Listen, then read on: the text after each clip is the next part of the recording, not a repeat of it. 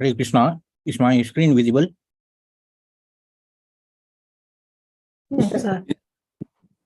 Okay. Yes, visible. Okay, thanks.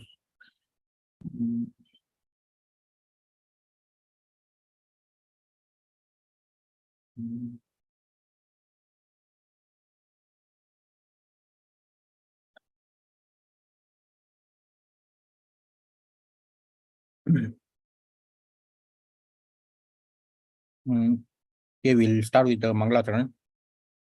Om Ajnana Timirandasya Jnananjana Shalakaya Chakshurunmilitam Yena Tasmai Sri Gurave Namah Sri Chaitanya Manobhishtam Sthapitam Yena Bhutale Swayam Rupa Gadamayam Dadati Swapadantikam Vandeyam Sri Guru Sri Yudhapata Kamalam Sri Guru Vaishnavascha Sri Rupam Savajadam Savagana Raghunathan Vitam Tam Sajivam Sadvaitam Savadutam Paljana Saitam Krishna Chaitanya Devam Sri Radha Krishna Padan Sagana Lalita Sri Vishakan Vitamscha He Krishna Karuna Sindhu Dinabandhu Jagatpati Gopesha Gopika Kanta Radha Kanta Namaste Tapta Kanchana Gaurangi Radha Vrindavaneshwari Rishabhanu Sute Devi Pranamami Haripe Pancha Kalpatrubhyascha Kripa Sindhu Bhyevacha Patitanam Pavanebhyo Vaishnavebhyo Namo Namah Shri Krishna Chaitanya Prabhu Nityananda Shri Advaita Gadadhara Shri Vasadi Gaura Bhaktivinoda Hare Krishna Krishna Krishna Hare Hare Hare Rama Rama Rama Hare Hare Hare Krishna Krishna Krishna Hare Hare Hare Rama Rama Rama Hare Hare Hare Krishna Krishna Krishna Hare Hare Hare Rama Rama Hare Hare Om Namo Bhagavate Vasudevaya Om Namo Bhagavate Vasudevaya Om Namo Bhagavate Vasudevaya Hare Krishna. Thanks for attending today's session. So today will be the last mantra of Īśāvāsyam. There are 18 mantras in Īśāvāsyam, and today we'll be looking at the last one.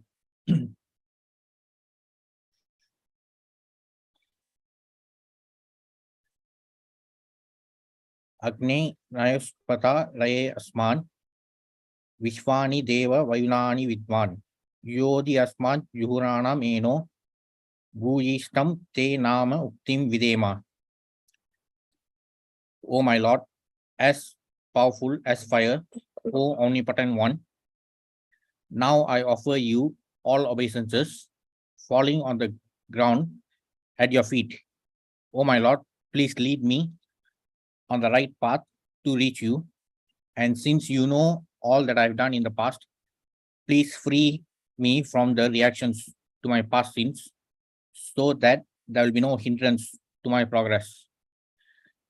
So starting from mantra number 15 till this last mantra, these are prayers directly to the Supreme Lord. So in fact, as we know, even this entire Īśāvāsyam itself is the 18 mantras are a collection of prayers recited by Swayambhu Manu to Lord Yajna, who is an incarnation of the Supreme Lord Krishna. So starting from mantra number 15 until 18, these are specifically, these mantras are even more specific prayers to the Supreme Lord for his mercy in asking for his mercy in the advancement of one's spiritual journey. So in mantras 15 and 16, we saw how the prayers were focused on praying for the Lord's mercy so that he removes the dazzling effulgence, the Brahmajyoti effulgence, which covers his face. So in those mantras, the prayer to remove that effulgence is also interpreted as praying for the Lord's mercy so that he reveals himself in his original personal form. So if we look at it from the perspective of the realization of absolute truth, so we know that there are 3 levels of realization of the absolute truth: impersonal Brahman, Paramatma, and Bhagavan. So even the theistic impersonalists, the most unfortunate thing about this impersonalist school of thought is that though they believe in the Supreme Lord, but they only believe in the preliminary partial feature, that is the impersonal Brahmajyoti, and they think that beginning itself, that is the first stage of realization of the absolute truth. But the most unfortunate thing is that they are deluded to thinking that first stage itself is the final stage. But the correct understanding is that the Bhagavan feature is the complete one, which also includes the understanding of Brahman and Paramatma features. So it is not easy to understand the Bhagavan feature of the Supreme Lord, which is the original personal form of the Supreme Lord. So that is only possible when the Lord himself decides to remove that Brahmajyoti effulgence which covers his face. And this was the prayer recited in mantras 15 and 16. Then in mantra 17, which we saw last week, it was more like an appeal to the Supreme Lord, so that he remembers all the sacrifices done by the devotee during his lifetime. So in mantra 17, it is a prayer to remind the Supreme Lord, so that the Lord remembers all the sacrifices or all the devotional activities done by the devotee throughout his lifetime. Actually, there's no need to remind the Supreme Lord about it. However, that mantra is still like an appeal to the Supreme Lord. And the key takeaway from last week's mantra is that we can only appeal to the Supreme Lord if we have done such pious deeds. So the best way to execute such pious deeds is through Bhakti Yoga, compared to all other parts of yoga, as we have also seen from the Bhagavad Gita itself, as mentioned by the Supreme Lord Krishna. And today's mantra, the last mantra of Īśāvāsyam, is also quite similar to what we saw in the previous one, in mantra number 17. It is also about, it is also like an appeal, so that the Lord protects the devotee even whenever there is some accidental fall down. So even for devotees who are deeply engaged in devotional service, there might be some accidental fall downs. So these are specifically referred to as accidental fall downs, because they are beyond the control of the devotee. The devotee may not be doing it willingly, but he is somehow forced to do it due to some external interference or due to other attachments. So the Supreme Lord still protects such devotees from accidental fall downs, so that they do not lose the attachment that they have developed towards bhakti, and they will not be tainted again by material contamination.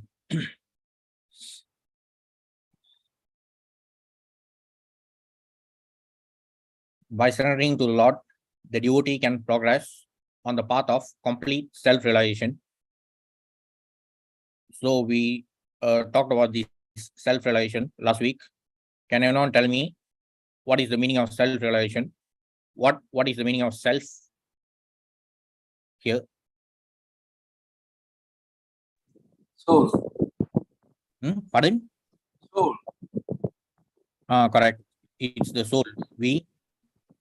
When we realize in terms of self-realization, it is all about realizing that we are spirit souls. not this material body. So it is the that realization is like the first step which detaches us from all the material entanglement. The Lord is addressed as fire because he can burn anything into ashes, including the sins of the standard soul. The real or ultimate aspect of the absolute is his feature as the personality of Godhead. So this is referring to the topmost feature, the topmost level of realization of the absolute truth, the Bhagavan feature. His impersonal Brahmajyoti feature is a dazzling covering over his face. So the impersonalists are often unable to penetrate through the impersonal Brahmajyoti feature. And that's why the importance of going beyond, the importance of transcending the impersonal Brahmajyoti feature itself is also emphasized through the Īśāvāsyam, especially starting from mantra 15. Because if the impersonal Brahmajyoti is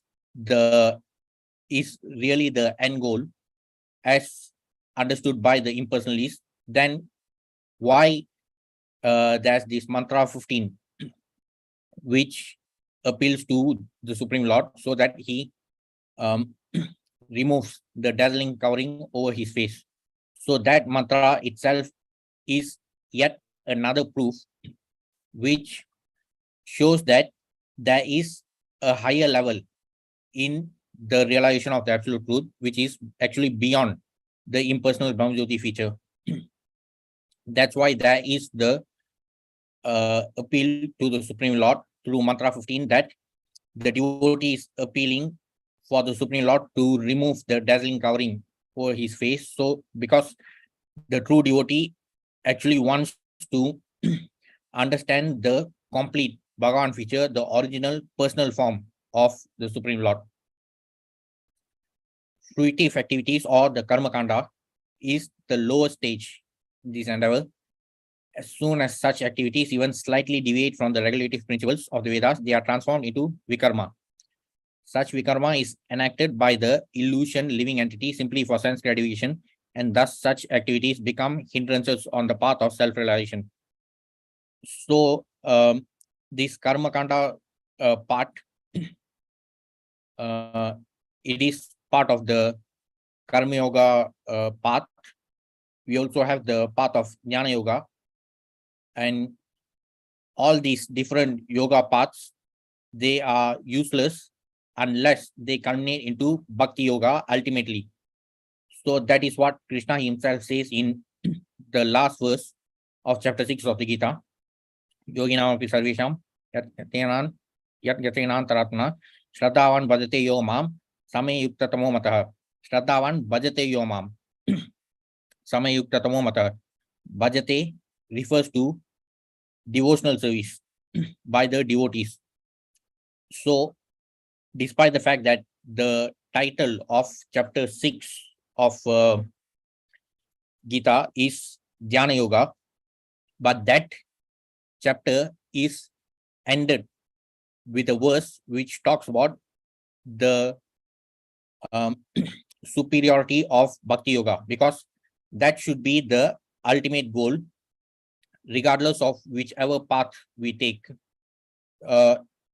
Though it is not completely wrong to take the Karma Yoga path or the Jnana Yoga path,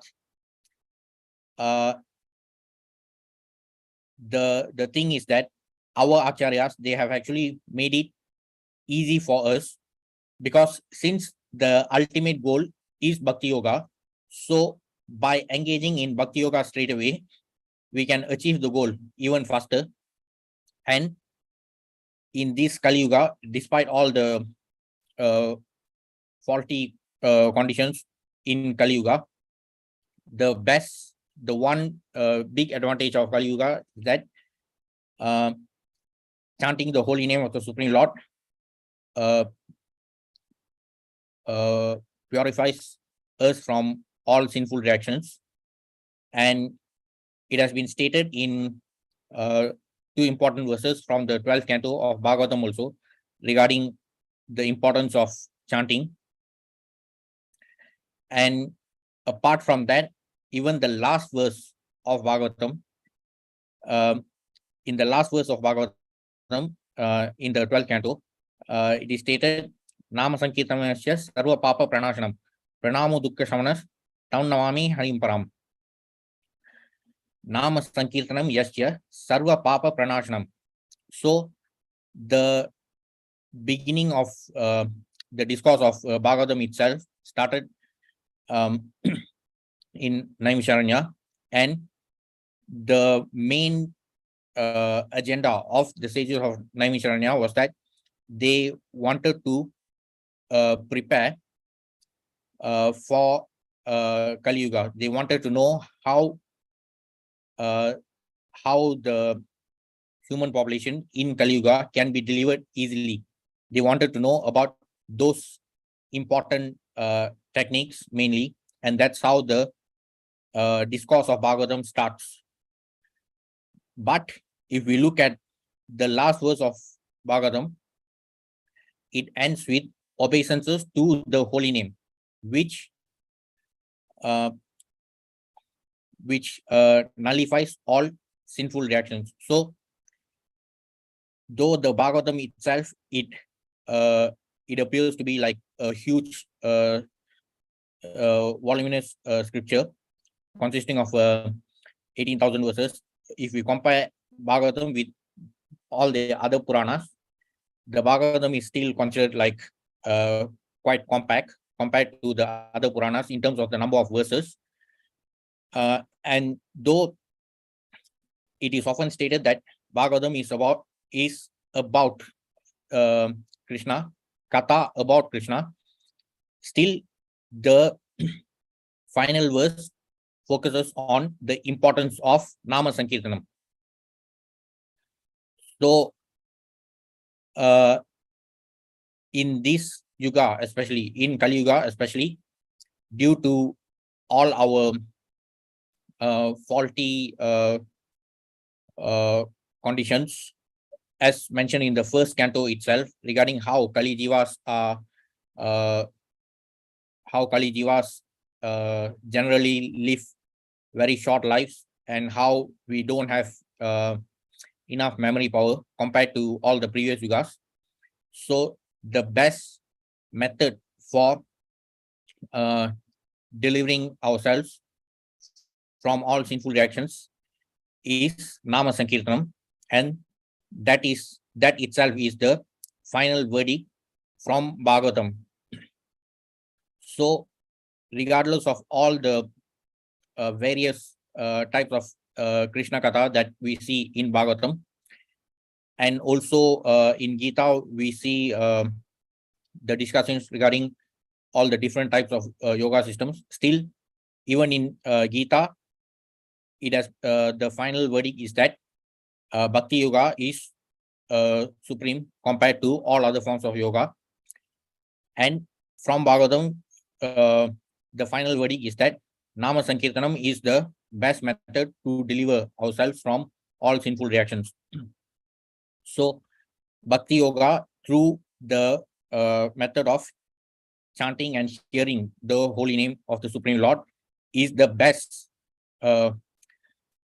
method of yoga, which is especially ideal for us as the Kali Jivas. If we talk about other yoga systems like Karma Yoga, there are three types of karma. One is karma, the prescribed actions from the Vedic scriptures. Especially these are from the Karma Kanda portion of the Vedic scriptures. And there are also vikarmas, meaning the completely forbidden actions. And there's also akarma, which is action that is performed in detachment. So even when we perform karma based on the Karma Kanda portions, so those karmas are actually binding, because those Karma Kanda activities are often done while expecting results of the pious deeds. So those who are engaged in karma kanda activities, they do it for the purpose of attaining heavenly pleasures. But from the 9th chapter of the Gita, especially from 9.20 and 9.21, we can see clearly about how even attaining heavenly pleasures are not they are not permanent, because once those the piety accumulated to enjoy those heavenly pleasures become exhausted, then the jiva will still have to return to the earth planet. So being engaged in karma yoga or even in jnana yoga, that alone will not guarantee that alone will not guarantee liberation from this material world.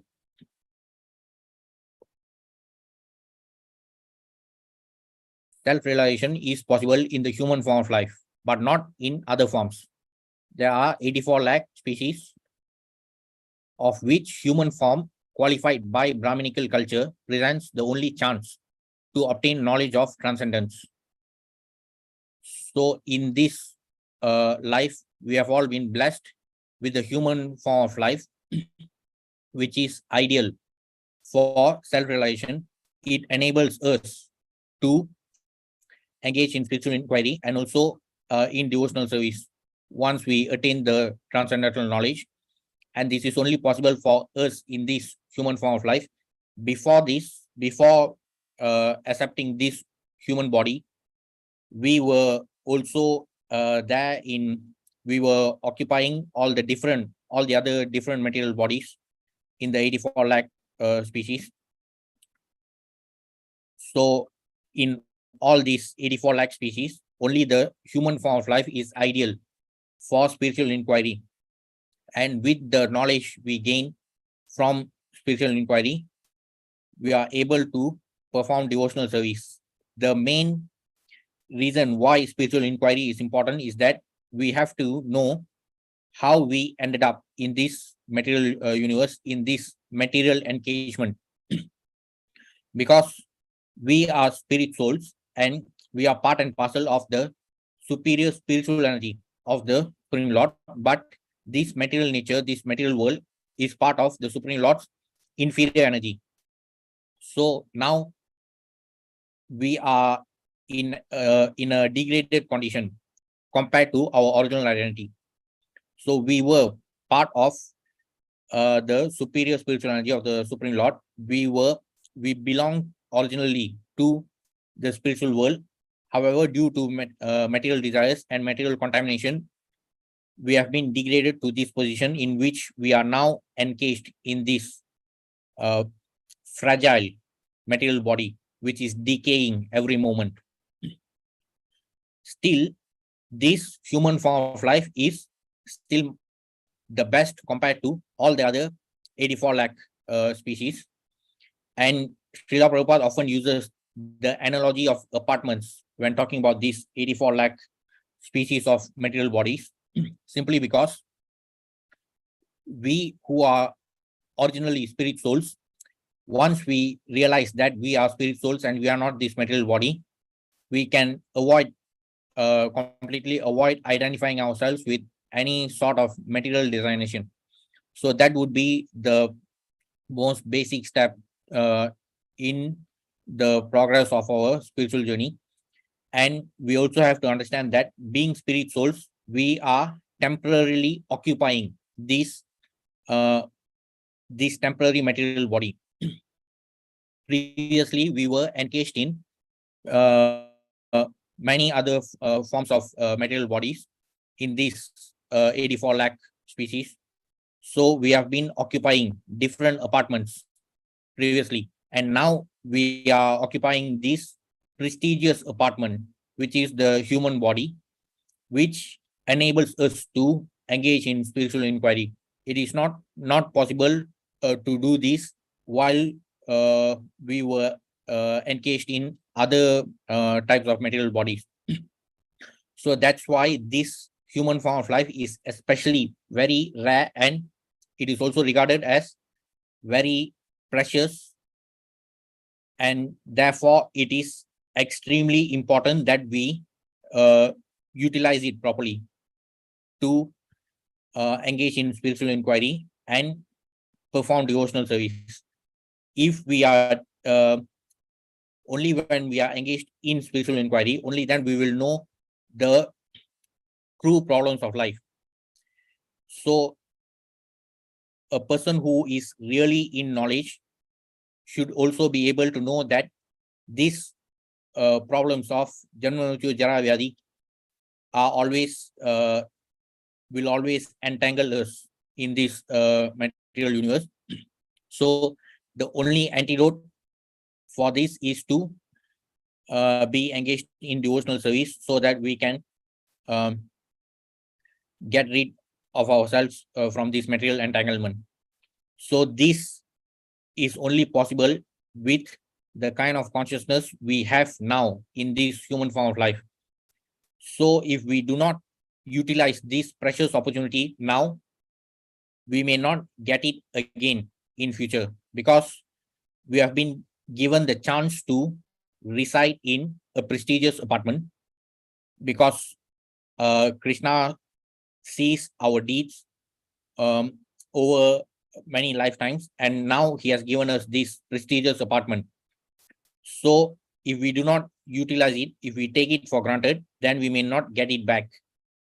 So it is best to follow the instructions of our acharyas and make this human life successful. How do we make it successful?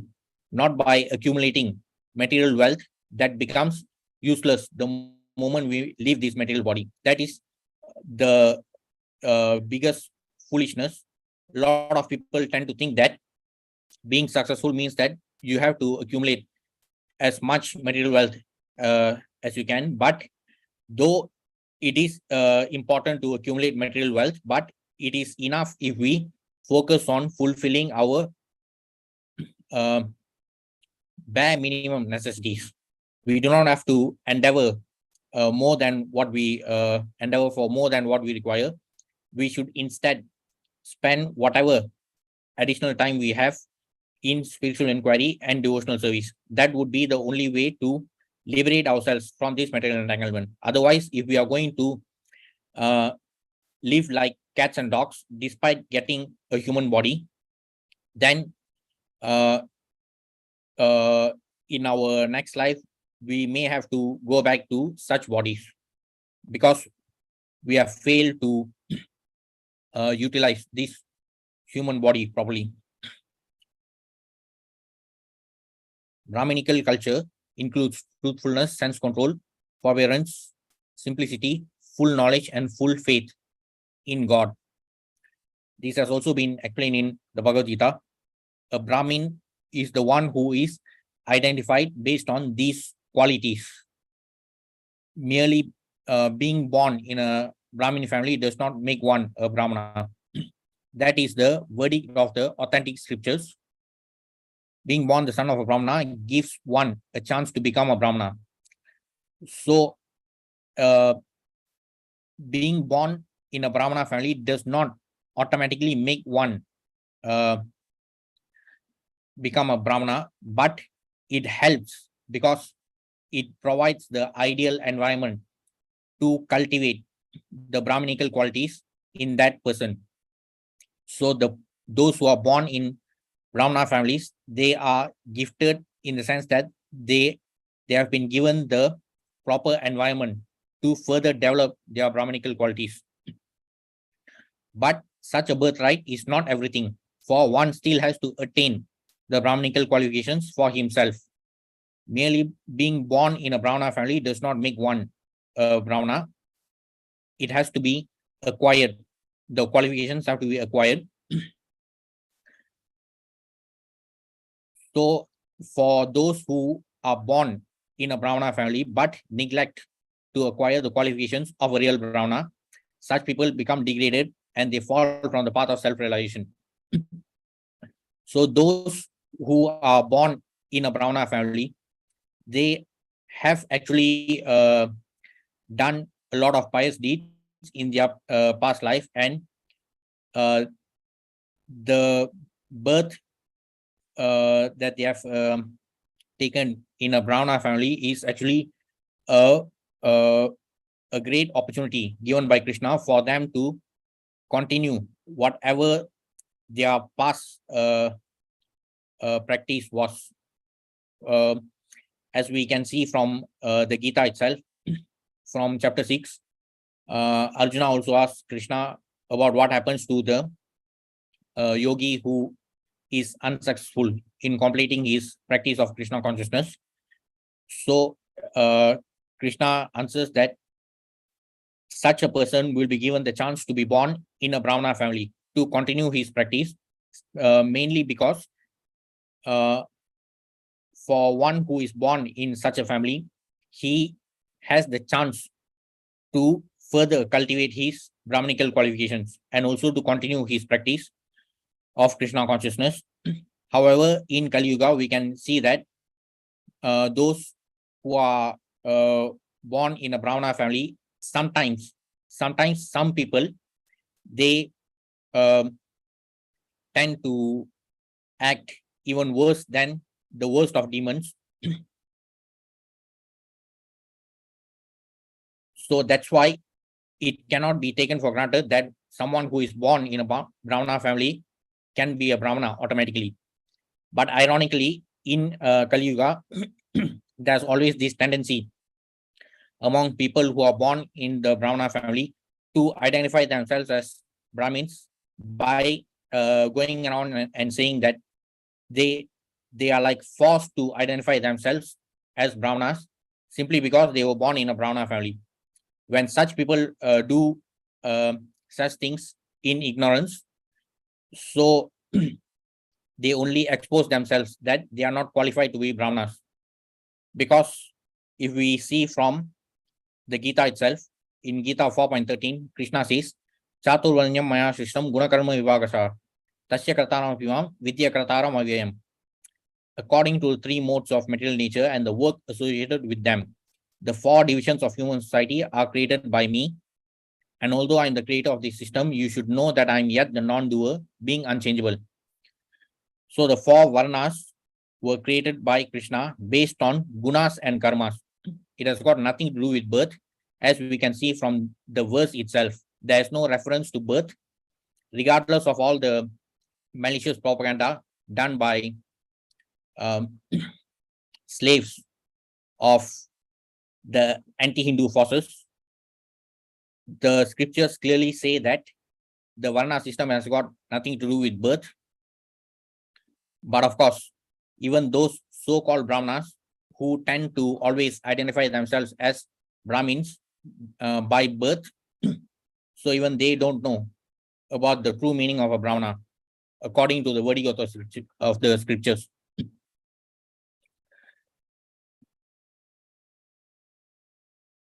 The Lord is the creator of everything, and therefore even the Varna system was created by him according to the three modes. The Brahmanas are situated in the mode of goodness, Kshatriyas in the mode of passion, Vaishyas in the mixed modes of passion and ignorance, Sudras in the ignorant mode of material nature, meaning in the mode of ignorance. This system was mainly created to help us, the human beings, to progress further in Krishna consciousness, even when we are engaged in doing our material duties. So the Varnas are more of material designations, but still they help us to progress further spiritually. Human society is similar to any other animal society, but to elevate man from the animal status, the above mentioned divisions are created by the Lord for the systematic development of Krishna consciousness. So this Varna system is especially meant for us, the human beings, because we have the ability to purify our consciousness and develop Shuddha Sattva, Krishna consciousness. However, we still also have to be engaged in our material duties. So the varnas are primarily they are the material designations, but by following the varna system, we can still develop our Krishna consciousness even by being engaged in our material duties. So the main difference between human beings and animals is that we have the ability to engage in spiritual inquiry. We have the ability to be engaged in devotional service. Otherwise, apart from that, there is no difference between human beings and animals. So in order to develop this feature, meaning the ability to be engaged in devotional service, that is the purpose of the Varna system, mainly for us, the human beings. The tendency of a particular man toward work is determined by the modes of material nature which he has acquired.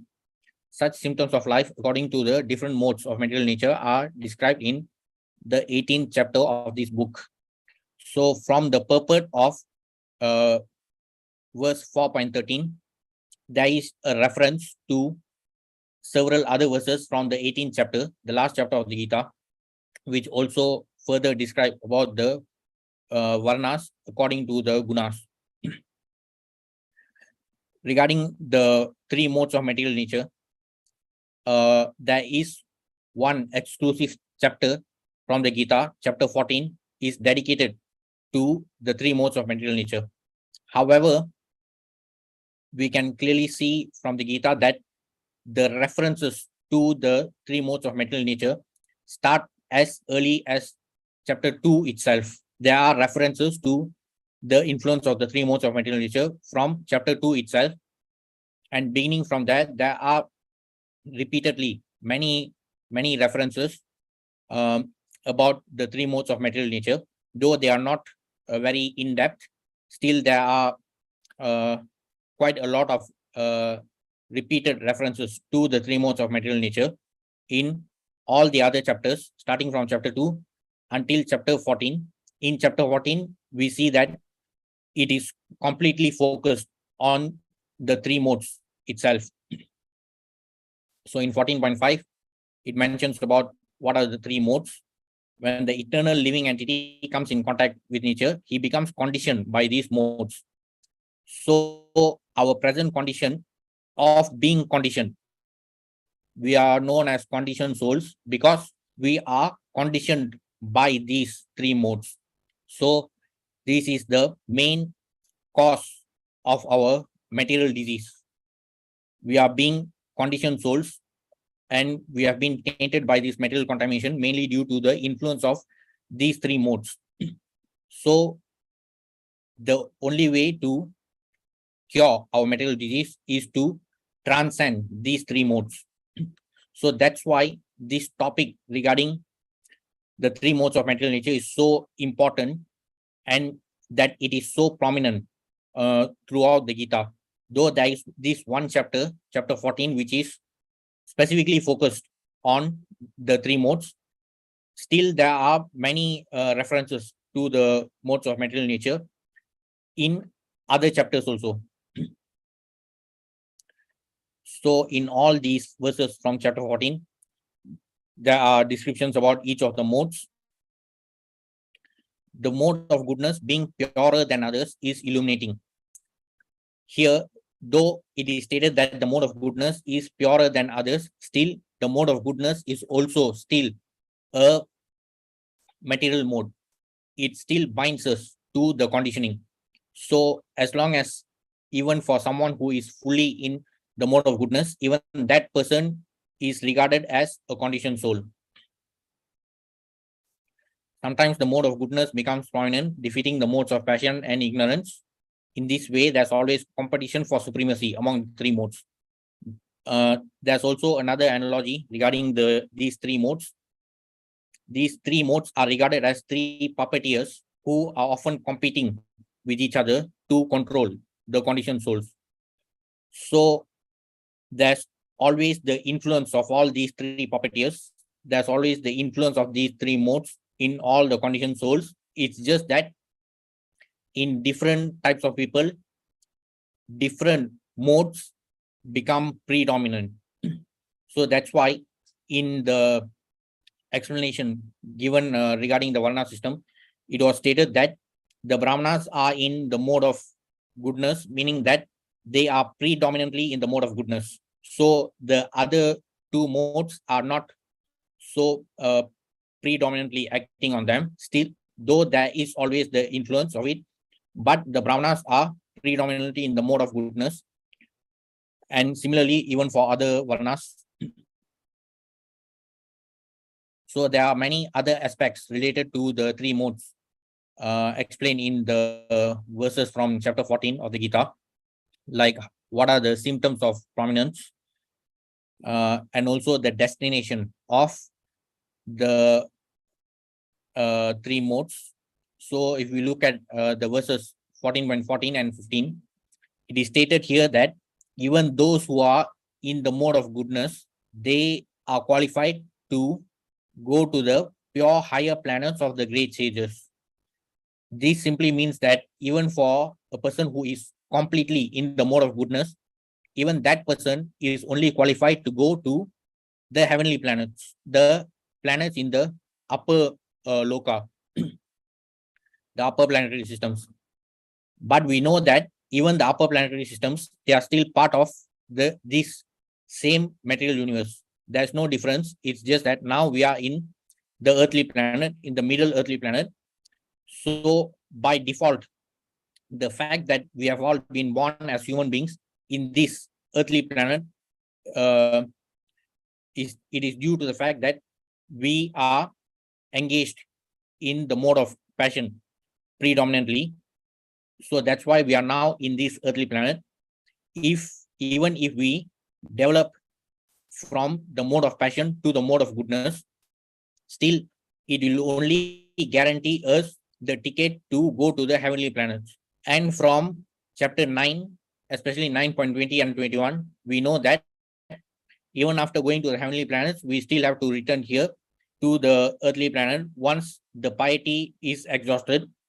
So first of all, even going from this earth planet to the upper planets itself is it has no benefits, in the sense that we are still stuck in the same material universe.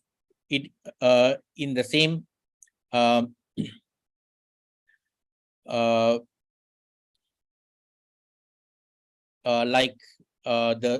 three types of planetary systems, upper, middle, and lower, they are all still part of the same material universe. So our problems can be solved only by entering the spiritual world. So even by going to the heavenly planets, we are still stuck here in the material world. So that's why even the mode of goodness is still binding. It does not liberate. So even the Brahmanas who are in the mode of goodness, they are still a lot like the other Varnas. There's no such thing like one Varna predominating over the other Varna. All of us are same, in the sense that we are all still being puppeted by the three modes of material nature. So there are further descriptions regarding the three modes until verse 18. But from verse 19 until the 27th verse of chapter 14 of the Gita, it talks about transcendence. It talks about how one can become gunatita. Gunatita means to transcend the modes. So even for a Brahmana who is in the complete mode of goodness, even that person has to transcend the mode of goodness into pure goodness, Shuddha Sattva. Only that guarantees the person's entry to the spiritual world. So how can it be done? In 14.26, Krishna says, Mamchayo avyabhicharena bhakti yogena sevate sagunan samati jaitan brahma bhuyaya kalpate. One who engages in full devotional service. unfailing in all circumstances, at once transcends the modes of material nature and thus comes to the level of Brahman. So any person, regardless of the Varna, can still develop Krishna consciousness and practice Krishna consciousness. And by being engaged in devotional service, that person can transcend the modes. Only the person who transcends the three modes and attains Shuddha Sattva quality, only that person is qualified to go to the spiritual world. And again, this verse also emphasizes the importance of Bhakti Yoga, because Krishna clearly says about the superiority of Bhakti Yoga in the second pada itself, Bhakti Yogena Sevate. Krishna did not say Karma Yogena Sevate or Jnana Yogena Sevate. He clearly says Bhakti Yogena Sevate. Apart from chapter 14, even before chapter 14, there are many references to the three modes of material nature. In chapter 14, very specific explanation is given regarding the three modes. But even after chapter 14, there are still further references, like in chapter 17, it talks about the three modes according to 5 aspects, namely the aspect of faith, meaning it talks about faith in the three modes, like how a person who is in the mode of goodness, how he practices his faith, and how the person in the mode of passion, how he practices his faith, and so on. So in this chapter, the three modes are explained according to 5 aspects, namely faith, food, sacrifices, austerity, and charity. So again, even after that exclusive chapter of chapter 14, still there are further explanations regarding the modes of material nature in chapter 17. Then in chapter 18 also, there are still other aspects which are explained according to the three modes.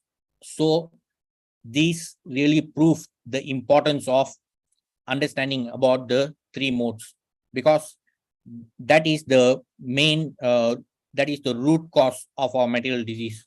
We are conditioned souls in this material world mainly because we are being conditioned by these material modes. So even a person who is completely in the mode of goodness, even that person can only elevate himself to the heavenly planets. Still, that will not be a good solution to our material disease. So that's why it is extremely important to understand regarding these three modes of material nature. And Krishna has explained regarding the three modes according to various aspects. Like in chapter 17 also, there were 5 main aspects that were described according to the three modes. And in chapter 18 also, there are further some more aspects which are described according to the three modes, like the aspect of renunciation, knowledge, worker, intelligence, determination, and happiness. So what is intelligence in the mode of goodness? What is intelligence in the mode of passion? What is intelligence in the mode of ignorance? So even these aspects are also described in chapter 18 until verse 39. So until verse 39, the descriptions are still related to the material modes of nature. Then in 18.40, Krishna says, Na tadasti prityam va divideveshu va punah sattvam prakriti muktam yadevishat trivir gunai.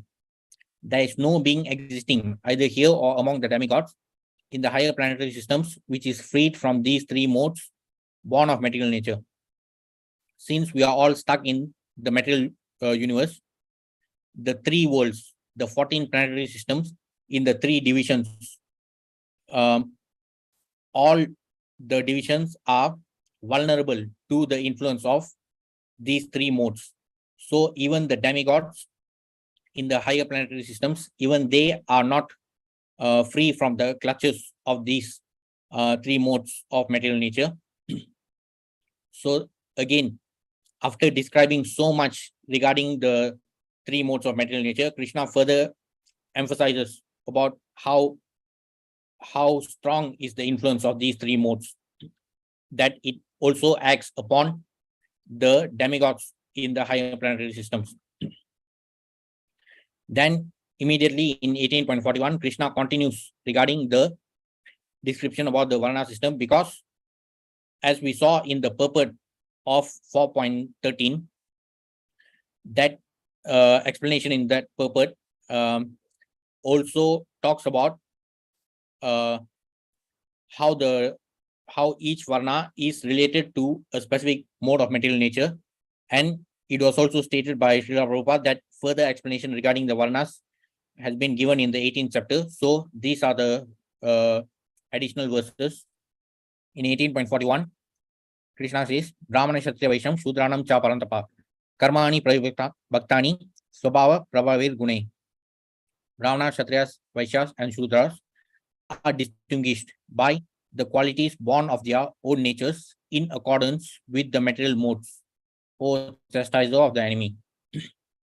Again, this is like reaffirming what was spoken in 4.13. Again, it is stated that the four Varnas are based on gunas and karmas. There is no reference to birth anywhere. 18.42, Samo Damas Tapas Shaucham, Shantir Arjam Mevacha, Jnana Vinyanam Astikyam, Brahma Karma Swavajam. Peacefulness, self-control, austerity, purity, tolerance, honesty, knowledge, wisdom, and religiousness. These are the natural qualities by which the Brahmanas work. So this is how we can identify a Brahmana. A Brahmana is the one who has these qualities. Krishna has clearly said that a Brahmana is someone who has these qualities. Krishna does not say that a Brahmana is someone who is born in a Brahmin family. Those ignorant so-called Brahmanas of Kali Yuga who are born in Brahmana families, they are the ones who go around and say that they are Brahmins simply because they were born in a Brahmana family. But that clearly shows their ignorance, because they don't even know what Krishna has said about a true Brahmana. So a true Brahmana is the one who has knowledge about who is a true Brahmana.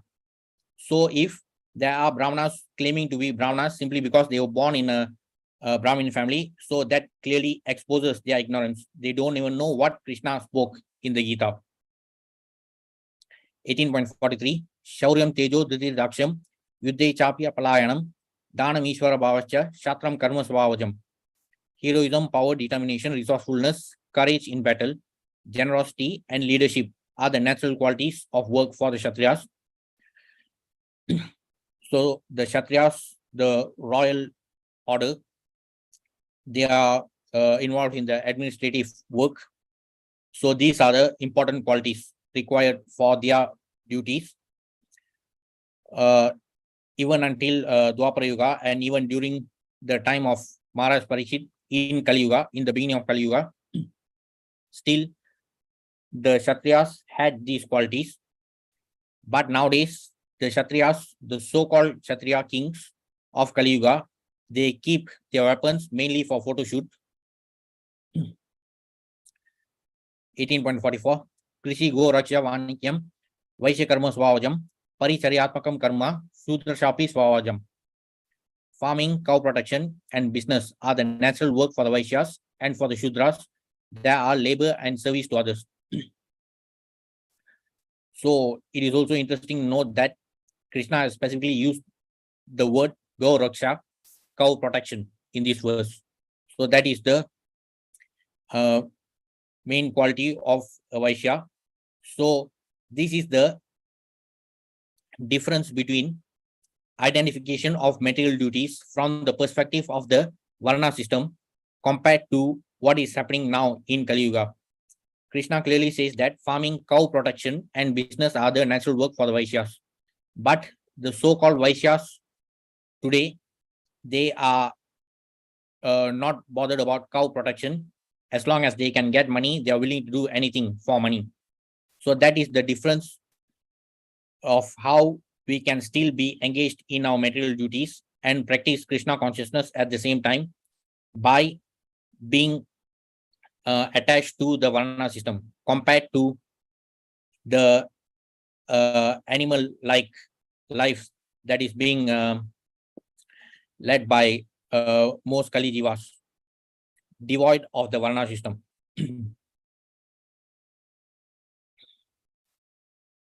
A person in Krishna consciousness, however, is above even the Brahmanas. Although Brahmanas by quality are supposed to know about Brahman.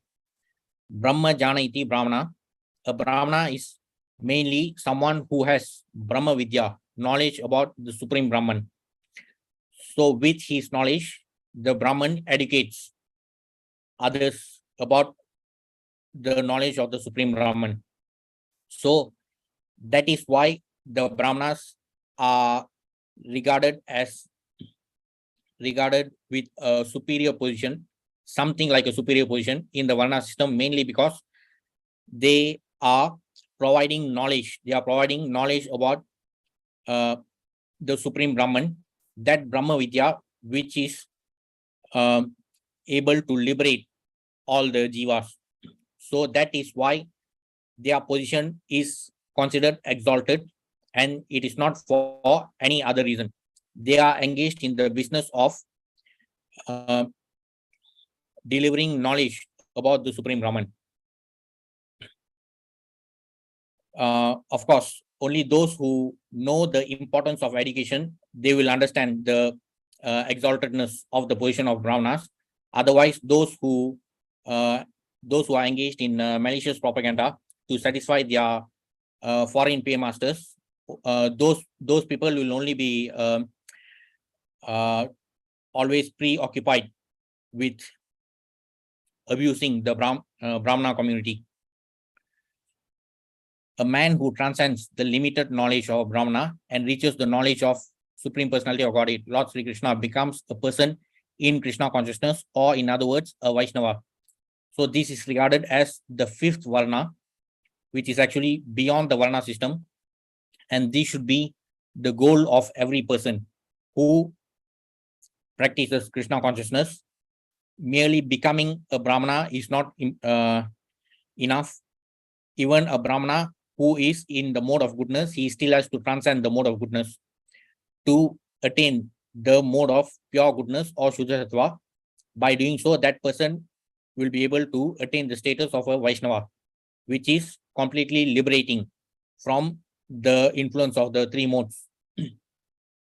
As Krishna is transcendental to this system of the four divisions of human society, a person in Krishna consciousness is also transcendental. But that is only possible if we practice Krishna consciousness. In order to attain that transcendental position, in order to transcend the three modes, we still have to understand about our current position of being puppeted by the three modes, and only then we can also understand about how we can liberate ourselves from the clutches of the puppeteers.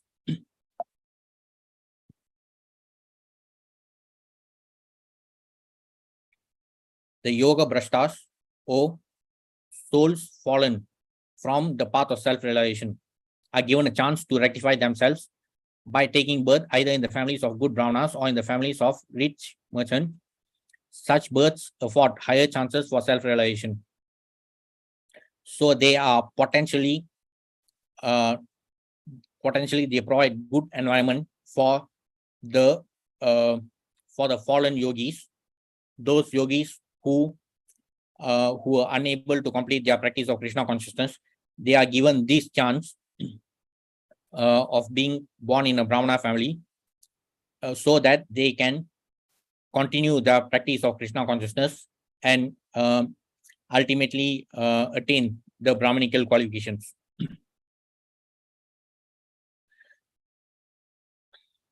So there is the reference to this part in the Gita, chapter 6. In 6.37, Arjuna asks Krishna, what is the destination of the unsuccessful transcendentalists who in the beginning takes to the process of self-realization with faith, but who later desist due to worldly mindedness and thus does not attain perfection in mysticism? So here Arjuna is asking about the fallen yogis, or those yogis who were not able to complete their practice. Arjuna continues to ask, O mighty arm Krishna, does not such a man who is bewildered from the path of transcendence fall away from both spiritual and material success and perish like a riven cloud with no position in any sphere? This is my doubt, O Krishna, and I ask you to dispel it completely. But for you, no one is to be found who can destroy this doubt. The Supreme Personality of Godhead said, Son of Pritha, a transcendentalist engaged in auspicious activities does not meet with destruction either in this world or in the spiritual world. One who does good, my friend, is never overcome by evil. So Krishna gives the assurance that any person, even if the yogi is fallen during his one lifetime, he still gets the chance to continue his practice, given that he has actually endeavored to practice Krishna consciousness in his previous life. So this is the importance of accumulating real wealth, that is spiritual wealth. The kind of material wealth that we accumulate will all become useless the moment we leave this body. But as long as we continue to endeavor in devotional service, we can accumulate spiritual wealth, which helps us to continue further, even if we fail to complete our practice in this lifetime. So that's why it is important for us to focus on the thing that really matters. The unsuccessful yogi, after many years of enjoyment on the planets of the pious living entities, is born into a family of righteous people or into a family of rich aristocracy. So ideally, that unsuccessful yogi is still given the ideal opportunities for him to proceed with his practice. Or if he takes birth in a family of transcendentalists who are surely great in wisdom, certainly such a birth is rare in this world. On taking such a birth, he revives the divine consciousness of his previous life, and he again tries to make further progress in order to achieve complete success, O son of Guru. So these opportunities are provided by Krishna for the unsuccessful yogi to further continue his practice. So the unsuccessful yogi can resume from where he left in the previous life. By virtue of the divine consciousness of his previous life, he automatically becomes attracted to the yogic principles even without seeking them. Such an inquisitive transcendentalist stands always above the ritualistic principles of the scriptures. So these opportunities of being born in a Brahmana family and also to continue the practice of Krishna consciousness from where the person left is only possible for the person who understands the importance of devotional service, and it is not possible for those who are always obsessed with accumulating material wealth. And when the yogi engages himself with sincere endeavor in making further progress, being washed of all contaminations, then ultimately achieving perfection, after many births of practice, he attains the supreme goal. So the unsuccessful yogi will always be given the opportunity to further continue his practice, even if there are obstacles. 7.28. Persons who have acted piously in previous lives and in this life, whose sinful actions are completely eradicated, are freed from the dualities of delusion, and they engage themselves in my service with determination. So this is another important verse which proves that even those who are engaged in devotional service, they have also accumulated the practice over many lifetimes before this. The sages that we see, the sadhus and many other devotees, many other advanced devotees whom we see, they have all accumulated this piety over many lifetimes, and that's why they are now in a much more advanced position. So this is also another proof that spiritual wealth can never be eradicated. It never ceases to exist. Unlike material wealth, spiritual wealth remains eternally. So that accumulation of spiritual wealth is only possible through devotional service, and only that could guarantee liberation for us from this dukkhalayam. Also in 2.40, Krishna says, Neha bhikramana soasti pratyavyo na vidyate swalpamapyasya dharmasya trayate mahato bhayat. In this endeavor, there's no loss or diminution, and a little advancement on this path can protect one from the most dangerous type of fear. So even little advancements in the path of devotional service helps a person to progress towards liberation. However, we should endeavor to completely make use of this wonderful opportunity that we have got now. Then there are further assurances from Krishna in verses like 9.30. Apiche suduracharo bhajate mam ananyabhag. Sadhureva samantavya samyak vyavstohi saha. Even if one commits the most abominable action, if he is engaged in devotional service, he is to be considered saintly because he is properly situated in his determination. This is the assurance given by Krishna, referring to devotees who may be vulnerable to accidental fall downs. Because though a devotee might be endeavoring very enthusiastically in the path of devotional service, still there are many external influences which may cause an accidental fall down for the devotee. So even such fall downs will not affect the devotee, because Krishna relieves the devotee from such sinful reactions as long as the devotee remains in his determination to be engaged in devotional service. However, this is specifically meant for accidental fall downs, not for actions which are done deliberately. Shipram bhavati dharmatma shashvat shantim nigacchati kaunteya pratijanihi name bhakta pranashyati. Again, this is also a very important verse, because Krishna specifically says, my devotee never perishes. Name bhakta pranashyati. So whenever we talk about all these different verses, especially when we converse with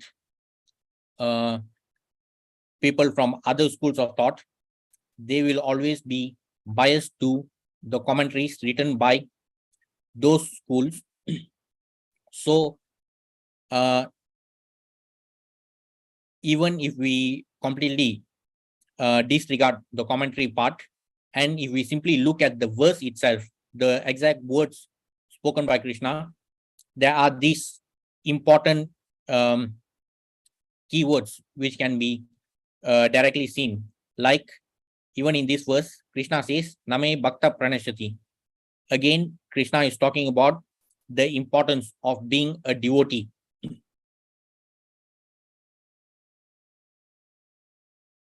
The regulative principles are such that one who follows them is promoted from the platform of fruitive activities to the platform of transcendental knowledge. After many, many lifetimes of cultivating transcendental knowledge, one becomes perfect when he surrenders unto the Lord. But one who surrenders at the very beginning surpasses all preliminary stages simply by adopting the devotional attitude. So again, our acharyas have made the process very simple. Through Bhakti Yoga, we can surrender at the very beginning itself, instead of accumulating all the piety through executing the karma kanda activities. merely by focusing on Bhakti Yoga itself, the devotees can surrender and surpass all preliminary stages. And this is specifically very important for the Kali Jivas who don't have very long lifetime. As stated in Gita 18.66, the Lord at once takes charge of such a surrendered soul and frees him from all the reactions to his sinful acts. There are many sinful reactions involved in Karmakanda activities. Whereas in Jnanakanda, the path of philosophical development, the number of such sinful activities is smaller. So again, we can see the fallibilities of the Karma Yoga path and also the Jnana Yoga path. That's why as we saw earlier in Gita 14.26, Krishna specifically refers to Bhakti Yoga, where he says Bhakti Yogena Sevate. So only by being engaged in Bhakti Yoga, a person can easily transcend the three modes. In 18.66, Krishna says, Sarva Dharman Parityajya, Mamekam Sharanam Raja, Aum Tvam Sarva Papebhyo, Mokshayami Ma Suchaha. Abandon all varieties of religion and just surrender unto me. I shall deliver you from all sinful reactions. Do not fear. So only Bhakti Yoga focuses on complete surrender to the Supreme Lord. Though other yoga paths, they also provide like gateways to the spiritual journey. It is useless to pursue those paths if it does not culminate in Bhakti Yoga. So simply by taking the Bhakti Yoga path itself as the means and end, we can completely surrender to Supreme Lord. And that's what he himself wants from us. But in devotional service to the Lord, the path of Bhakti, there's practically no chance of incurring sinful reactions because a devotee of the Lord attains all good qualifications of the Lord himself. A devotee automatically attains the qualifications of an expert Brahmana authorized to perform sacrifices, even though the devotee may not have taken his birth in a Brahmana family. We can clearly see even from the ancient examples of Valmiki and Vyasadeva, none of them were born in Brahmana families. Still, they have attained the position which is even higher than Brahmanas. They are Vaishnavas despite not being born in Brahmana family. So that is the power of devotional service. A man born in a Brahmana family can be made as degraded as a low-born dog eater. So this is what we see in Kali Yuga. Even those so-called Brahmanas who identify themselves as Brahmanas simply because they are born in a Brahmana family. So when they do not develop the proper Brahminical qualifications, the Supreme Lord can degrade such people to the level of the low-born dog eater. However, by the mercy of the Supreme Lord, even any low-born dog eater can become a qualified Brahmana on the strength of devotional service. In Canto 12, Chapter 2, regarding the symptoms of Kali Yuga, it has also been mentioned that in Kali Yuga, a man will be known as a Brahmana just by his wearing a thread. So that is also the reason why many people who claim to be Brahmanas simply because they are born in a Brahmana family, but they don't even know the meaning of a Brahmana. They don't even know what are the qualities of a Brahmana. So that is the degraded condition of this Kali Yuga. Since the omnipotent Lord is situated within the heart of everyone, he can give directions to his sincere devotees by which they can attain the right path. God gives sanction to the doer only at the risk of the doer, but in the case of a devotee, the Lord directs him in such a way that he never acts wrongly. So the Paramatma resides in the hearts of all living entities. even in the hearts of the non-devotees. So Krishna knows what every living entity wants, and that is how he rewards them. So even for the non-devotees who are not interested in the path of devotional service, Krishna gives them the kind of apartments they deserve. But for devotees who sincerely endeavor in the path of devotional service, Krishna takes additional care of them. So it has also been mentioned in this verse from the Bhagavatam. One who has thus given up all other engagements and has taken full shelter at the lotus feet of Hari, the Supreme Personality of Godhead, is very dear to the Lord. Indeed, if such a surrendered soul accidentally commits some sinful activity, the Supreme Personality of Godhead, who is seated within everyone's heart, immediately takes away the reaction to such sin. So this privilege is given to the devotees who are sincerely endeavoring in the path of devotional service. There are also other similar verses spoken by Krishna in 9.22. Ananyas Chintayantramam Yejana Pariupaste Tesham Nityabhuktanam Yoga Shemam Vamyamam. But those who always worship me with exclusive devotion, meditating on my transcendental form, to them I carry what they lack and I preserve what they have. So Krishna continues to always assist those devotees who are sincerely endeavoring in the path of devotional service. 9.29. Samoham sarva bhuteshu name dvesho asti na priya ye bhajanti tu mam bhaktya maiteteshu chapyam. I envy no one, nor am I partial to anyone. I am equal to all. So the Paramatma resides in the hearts of all living entities, so including the non-devotees. So he accompanies everyone and he treats everyone equally. Even for the non-devotees, he facilitates them. If they are always obsessed with sense gratification, Krishna tries to arrange for the kind of apartments which they deserve. But whoever renders service unto me in devotion is a friend, is in me, and I'm also a friend to him. 13.23. Uparasta anuvanta cha bhalta bhokta maheshwara paramatmeti chapyukta deshmin purusha paraha. Yet in this body there is another transcendental enjoyer who is the Lord, the Supreme Proprietor, who exists as the overseer and permitter, who is known as the Super Soul.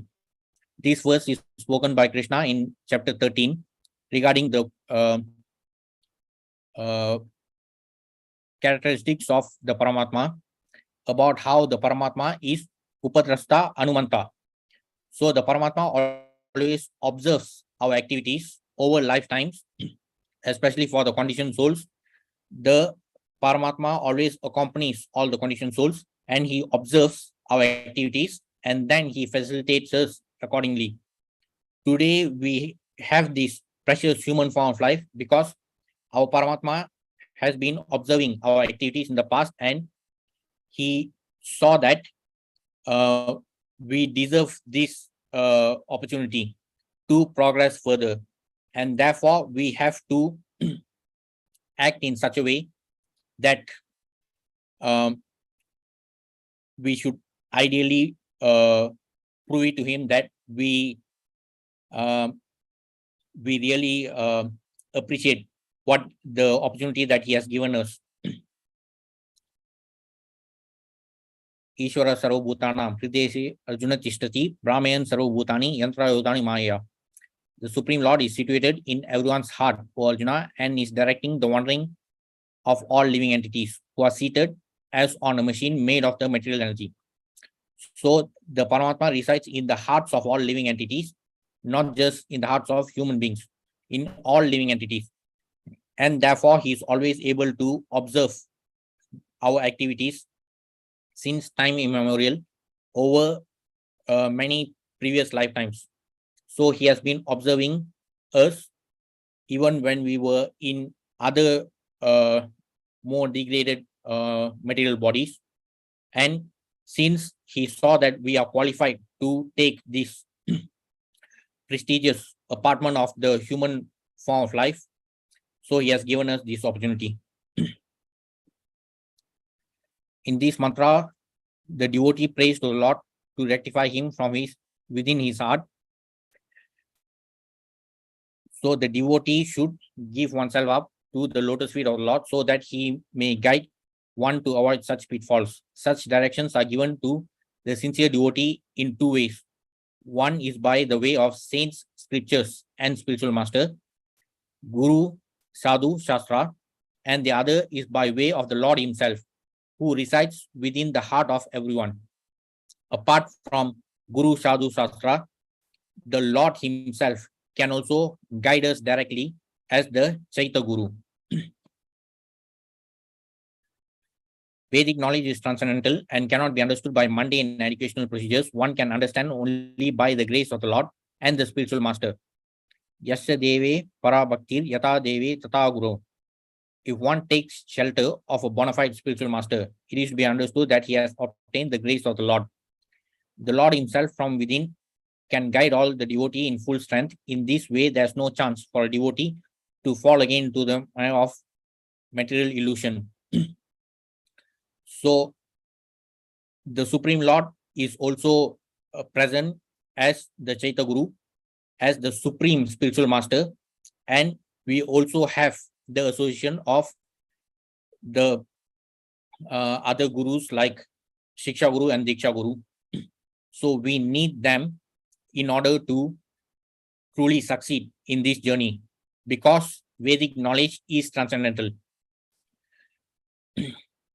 The entire process is hinted at in this mantra, and Srimad Bhagavatam 1:17-20 explains it further.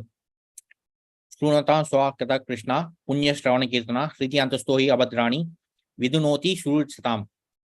Sri Krishna, the personality of Godhead, who is the Paramatma, super soul in everyone's heart, and the benefactor of the truthful devotee, cleanses desire for material enjoyment from the heart of the devotee, who has developed the urge to hear his messages, which are in themselves virtuous when properly heard and chanted. So devotees who have developed the taste for chanting and hearing Krishna Katha, Krishna reciprocates by cleansing their hearts of the material contamination. Nashta praya shabadreshu nityam bhagavata sevaya bhagavati uttama shloke bhaktir bhavati naishtiki. By regular attendance in classes on the Bhagavatam and by rendering of service to the pure devotee, all that is troublesome to the heart is almost completely destroyed, and loving service unto the personality of Godhead, who is praised with transcendental songs, is established as an irrevocable fact. So our practice of bhakti can be as simple as attending discourses on Krishna Katha.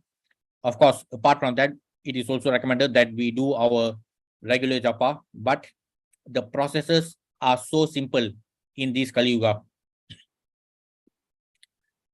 Tada rajas tamo bhava kama lobha dayas chaye cheta eter anaviddam sthitam sattve prasidati.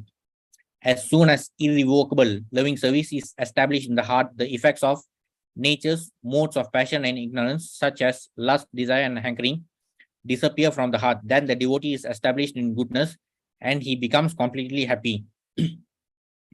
So this all also gradually happen due to the mercy of our Chaita Guru or Paramatma. Evam prasanna manaso bhagavad bhakti yogata bhagavad tattva vijnanam mukta sangasya jayate. Thus established in the mode of unalloyed goodness, the man whose mind has been enlivened by contact with devotional service to the Lord gains positive scientific knowledge of the personality of Godhead in the stage of liberation from all material association. So these progressive stages of how the devotee is cleansed of all the material contamination, these are described through these verses, and the Paramatma observes our progress and he helps us accordingly. Hearing and chanting the glories of the Lord is itself an act of piety. The Lord wants everyone to hear and chant his glories because he is the well-wisher of all living entities. We saw from last week's mantra, the purport of last week's mantra regarding the Navavida Bhakti. There are 9 types of ways to practice Bhakti.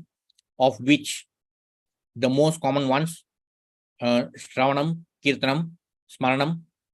So these are some of the simplest ones which anybody can perform. However, we also saw from the previous purport that those pious souls, many of the pious souls, they have actually attained perfection simply by practicing one method. Like it was stated in the previous purport that Maharaj Parikshit attained perfection simply through Shravanam. Shukdev Goswami attained perfection through Kirtanam by speaking the Bhagavatam. So similarly, even by practicing one method, a devotee can attain perfection. So if we simply follow the instructions of our acharyas, we just have to complete our rounds of japa and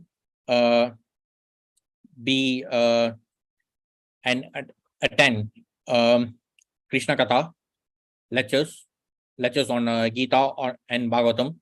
So simple methods like these can help us to always maintain our devotional service through these simple methods. So as we keep endeavoring enthusiastically, the Paramatma will also recognize our efforts and he will cleanse all the material contamination that have been developed since time immemorial. The Lord wants everyone to hear and chant his glories because he is the well-wisher of all living beings. One becomes cleansed of all undesirable things, and then one's devotion becomes fixed upon the Lord. As all doubts diminished, as we progress further in the path of bhakti, we attain the transcendental knowledge and all our doubts diminish. That helps us to become pure devotees. Thus end the Bhaktivedanta purports to Sri Īśāvāsyam, the knowledge that brings one nearer to the Supreme Personality of Godhead, Krishna. So we have completed the 18 mantras. So thanks for attending today's session. Any questions or comments? Brother, everything was okay. Okay, thank you. Hare Krishna.